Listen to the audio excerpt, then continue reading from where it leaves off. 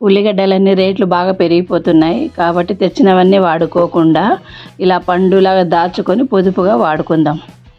ఏం చేస్తున్నావు పండు? ఏమి ఆనియన్ స్టోర్ చేస్తున్నావా?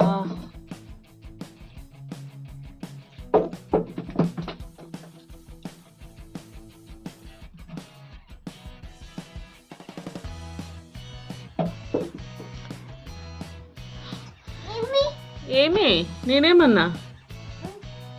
ఏం చేస్తున్నావు?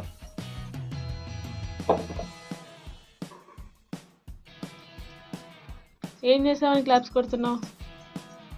ఎందుకు ఆనియన్స్ దాంట్లో వేస్తున్నావు? చూడు ఎన్ని వేసావు.